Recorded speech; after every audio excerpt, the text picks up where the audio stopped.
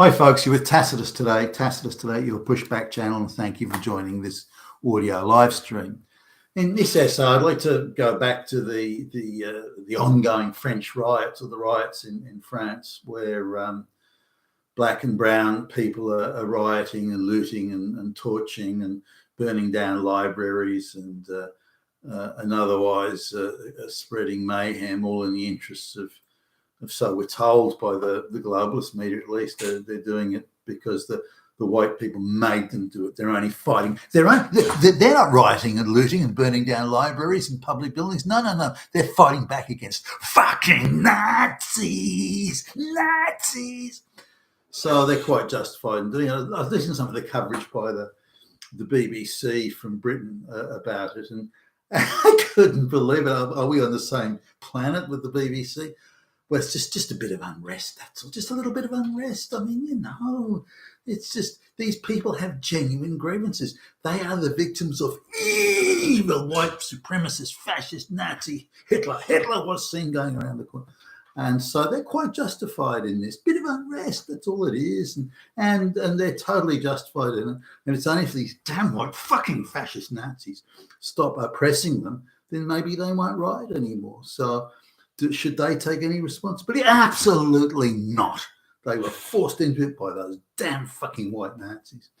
And this is pretty much the narrative we're getting from the globalist media, if they even bother covering, the most riotous behaviour, which is off the planet in terms of, you burn down one of the oldest public libraries in France, and that's because why? So anyway, what's coming out now is, and we're getting a bit more of it, is interviews with, and some of this I think is random, but some maybe not, but interviews with Islamic brown black people, Islamic people from North Africa, and asking them, well, what is the problem? What is the grievance? Now, it depends on sort of how you want to look at the 17-year-old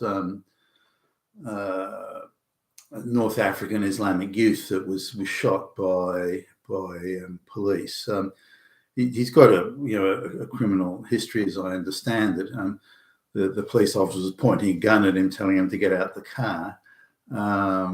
He's got, as I understand it, he's not a licensed driver, and that car wasn't his. To what extent it was stolen or acquired, I'm not quite sure. That seems a bit more vague. The implication is that he's stolen the car. So he's in a stolen car with a bunch of other Islamic youths, and he's an unlicensed driver, and he refuses to stop at a traffic stop and speeds off. And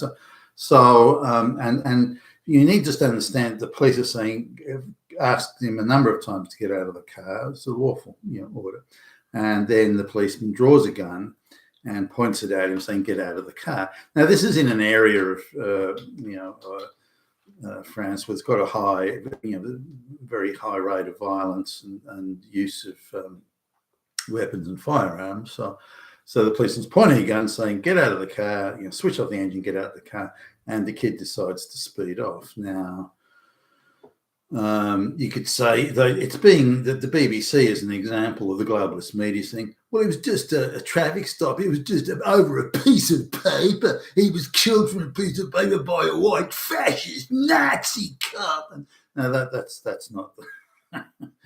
Now consider this for a minute. So if you're in a car and the police, for whatever the reason, you've got to assume it's some sort of a reason they pulled you over, and there are two officers there. There are other officers around. This officer pointing a gun at you, saying, get out, switch off the engine, get out of the car. He's pointing a gun at you. And what do you do? What does anybody do under those circumstances? I follow the instructions of the officer, and the guy's pointing a gun at me, for goodness sakes. But so I'd follow this. I'd switch off the engine and I'd get out of the car as instructed by the officer of the law, and ask them what the problem was. Now, if I believe the police have behaved inappropriately or illegally for that matter, then I can take it to a court of law and have the matter heard. Now, in the case of this this young Islamic man, there would have been an army of NGO lawyers and human rights groups that would have litigated his case in court. So he could have litigated his ass off for free. As I understand it, he's not employed, although I'm sure they're going to say he was about to become a rocket scientist or something in the propaganda. But so he could have dealt with that way, as indeed someone like myself would.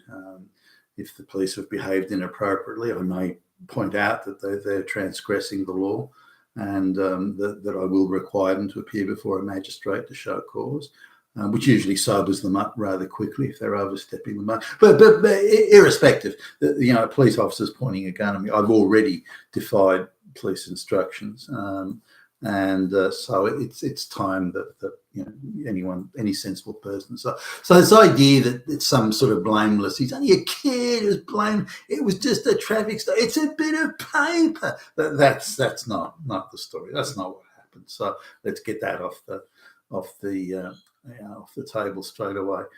Now, just the interviews with again the black and brown Islamic people, some of whom are by the way, are middle aged. They'd be in their 40s or 50s, and they should have 10-year-old rioters. Now, the average age of the rioters is 16 to 17 years old. Some of them younger than that. So we're talking really high school age kids doing the rioting, and many of them are, of course, getting released and just getting a warning or something like that. So as I understand it, they go right back onto the street and start rioting again. The looting is a real issue. That it doesn't appear to be a political sort of issue with them. They're just all over rioting, like Apple iPhone shops selling brand name joggers and like Adidas and I don't know, Nike and whatever. So it appears to be a looting spree for high-end electricals and brand name clothing and the like. So it's hard to see a political, or maybe what began as a political issue is quickly spilled over into an attempt to acquire large amounts of consumer goods or senseless arson. Now, the interviews though with the people, it's hard to find independent journalists who do interviews or even ask the questions. So I'll run through a few of these interviews that I've seen. I've sort of put them together as if you like, in an amalgam. But these are the range of views. So what is your, like, I'll summarise it. What is your grievance? Why are the riots? Why are you angry with the French people or the French state or both, the French government?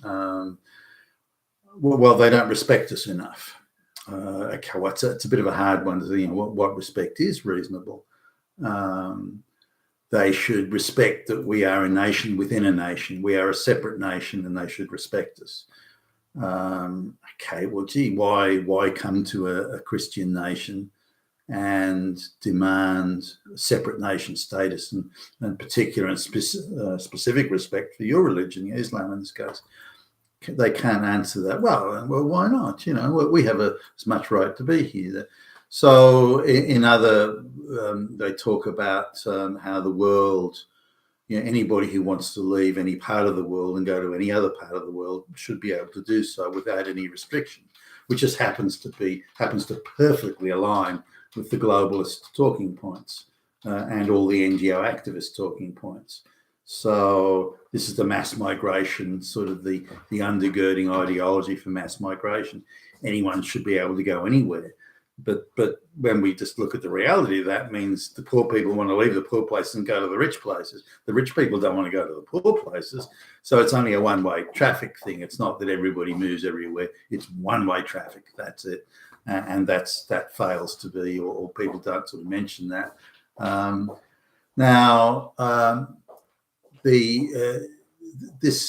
Some of the people that are being interviewed seem to parrot these exact globalist activist talking points. Now, maybe they just get drunk on the globalist propaganda. That's possible. Um, Equally likely is that into those brown and black communities, the globalists are inserting professional activists and agitators to stir these people up and have them always in a permanent fever pitch of anger and resentment and bitterness and so on.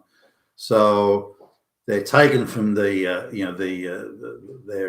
dirt poor basket case countries. They're moved from there into the West, and then the agitators come in, and facilitated by the globalist machine to get to the West. Travel expenses paid and everything. Then they get them to the West, and then they insert amongst their group professional agitators to keep these people filled with simmering hatred and resentment and so on. Because if you have, for me at least, if you have real problems, real issues with the government, or you would cite them. You'd say, well, the problem is this, problem is that. I would think the remedies would be this or that. You go at it that way, but instead they don't. None of these people interviewed spoke like that way. It was all globalist talking points and very much we might respect. What does that even mean? How do you define that? What would you determine as a lack of respect? What would you determine as a show of respect? How can, and why is that? Why will that make your life better? Why will that help you assimilate? Well, no, we don't want to assimilate. You're an inferior culture. All right, then. Well, you think that Christians are inferior. Why is it a problem if they think you're inferior? Because they're racists and we're not. And then they'll switch over and to say, well, we've been colonized by white countries in the past, whether it was 100 years ago, however long, or longer. Well, we were colonized by the white countries, and so we have a right to go to their countries. Well, all right then, but if you look at the amount of white people that were, if you like, the colonists, the administration and the professional managers and engineers that went to these countries, it's a very small number of people. Some stayed and ran farms or whatever, but or say businesses, but really the amount of white people that went to these countries was a very small amount, and typically at least, and so the amount of people coming the other way are vastly more. It's not the same thing, but that's another one. Well, the reason we're poor, even though we've always been poor throughout history, the reason our countries are poor is because white people stole everything, and therefore we're only coming to the white country to take back what the white people stole from us. That again is another NGO, United Nations, globalist agitator line to get these people to come to the West. You're only taking back what's yours anyway. And this is very much a globalist line. And you see it all over the refugee camps in, the Balkans, like Serbia and Kosovo, and all that around the refugee camps in Africa or Pakistan or wherever. It doesn't matter where you go, the Middle East, where you go, that line is used. Well, why would I want to go to the West? Well, why? Well, the West is only rich because they took all your stuff. So you're only going back to take back what they stole from you in the first place. Oh, is that right? Oh, holy shit! Well, I better get going then. So I couldn't find any argument or any point that was clear and precise saying these are my grievances. This is what the white government has to do to fix it, or to solve it, or to mitigate it, or to change it. They don't. There isn't that. It's just they're not showing us enough respect. They have to show us more respect. And this respect thing is a very tribal third world attitude. You still see it this is a lot of why the black people kill each other in such vast numbers in the American cities. The claim is disrespect. I was disrespected and I'm going to kill you for disrespecting me. And I've mentioned a number of times black people I've hired here in Australia when they, American blacks, when they started coming to Australia, and the biggest issue that there's one black guy, he was always getting into fights on the weekend. Nearly every weekend he'd have lumps on his face or a fat lip or something where he'd got into some punch up somewhere. And again, he's with white people, though, not other black people, or sometimes other black people, but with white people often enough. And it got to the point where I had to, hey, look, buddy, what are you doing? Why are you constantly getting in these fights? What's the cause of it? Because I thought maybe people were coming up to him and maybe making racist remarks or something, and he was taking offence at that. I couldn't imagine a situation where he was that eager to take offence and then have punch-ups with people all the time. But he was, and he would say, some guy pushed past me in a queue, or we were standing in a queue, and he came around the other, and he shoved my wife or his girlfriend or whatever it was, and so I went up to him and I said, "You have to come back and apologise to my woman." And the guy would say, "Well, why don't you get lost?" "Oh yeah, well, let's step outside and sort this out," and that sort of thing. So he was constantly on the lookout for this a micro level of disrespect, and then would move straight into a violent confrontation. There was there's no arbitration or in between position. He was constantly getting into fights like that, and sometimes he trained as a boxer, and so he didn't let on to people that he'd had that. So he had a distinct advantage in most of these confrontations. But one time he came across some guy, like he was a karate expert or something like that, and the guy got in a few kicks on the head to this black guy, and so he had some pretty, bruises don't show up in the same way, but he had some pretty big lumps and so on his face, and I thought, gee, that's not a good look when you're going to see customers, but he was no, I'm not going to accept being disrespected. And so I'm going to have a violent confrontation with anyone who I perceive as disrespected me. He would say out, and as he's going out. So he was always getting into that sort of trouble. Now I see that same attitude in these interviews. We want more respect. We're being disrespected as a group, not me personally. Have you personally been disrespected? The interviewer would ask.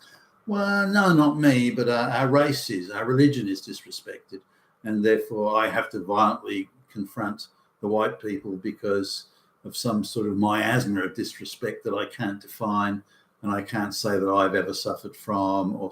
So all right, then, well, you come to this country that's full of these evil racists that don't respect you. Why come here? Well, I'm allowed. I can go anywhere I want. I don't have to. I can. If I want to come here, they have to let me. They've got no right to stop me. All right, then. So you come to a country where you say everybody hates you and disrespects you. Why you would do that is sort of hard to figure. But then this same country gives you, a free house to live in. It gives you money. It gives you food. It gives you all sorts of benefits that the white taxpayer is paying for.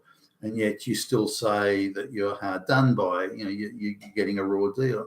But they should give me well-paid, prestigious employment without the need to meritoriously meet a certain standard. They should just give it to me because they have so much, and because they have so much, they should share it. Now this comes back to a very tribal sort of mentality about how you share what you have, and in the Islamic faith and so on, the Christians are doubly sort of responsible to share what they have, given that they're the inferior sort of barbarians.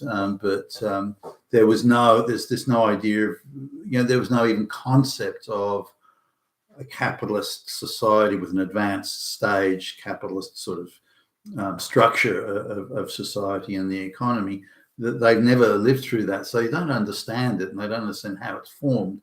So they see, look, there's a lot here. Why won't you share it? If you won't share it, that means you're disrespecting us. That means you're racist, and that means we have a right to feel resentful and bitter, and so on and so forth. So it's all very vague and very emotional. At no stage, none of the people interviewed could say actually what the problem was. Why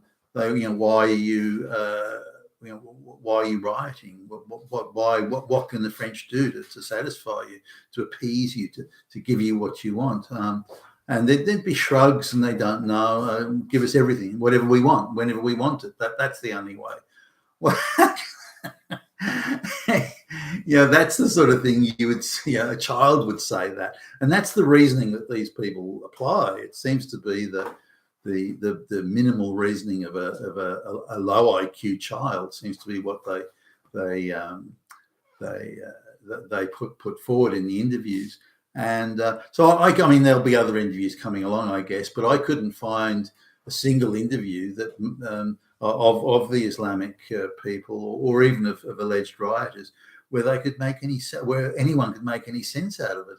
Again, it was constantly this vague thing of, we're not being respected, we're being disrespected, we should have a right to go anywhere in the world we want to. No, they have to change for us. No, they have to share what they have with us. No merit. If it's in a merit system, that means, they will always have more than us. So a merit system is so these, again, this is very, it is eerily similar to the globalist talking points. So my take is that as much as it's possible, they got this through the French education system, where white teachers are telling all the other white people are bad.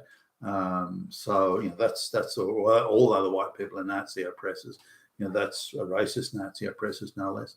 So that's possible. But I think the most likely is that the NGOs, which are being generously funded by the United Nations and various, the George Soros type fronts and so on, I would say the NGOs are inserting professional agitators in those communities, not simply imams and that sort of thing, but others, inserting those agitators in there to keep these people on edge, on the knife edge, the fever pitch of resentment and anger and bitterness and so on, so that all it takes is some little tiny thing to set it all off.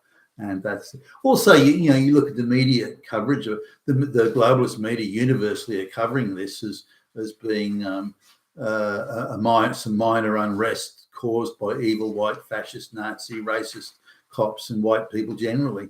And this would justify in the minds of some of these very simple people, this would justify in their minds that, well, no, we're doing the right thing by rioting. We're not rioting and looting and fight. We're fighting back against evil racists. And they would sort of say, and so the very narrative coming out of the globalist media, in fact, is in effect, I believe, supporting and encouraging them, for goodness sakes. You've been with Tacitus today at your Pushback channel. Thank you for listening.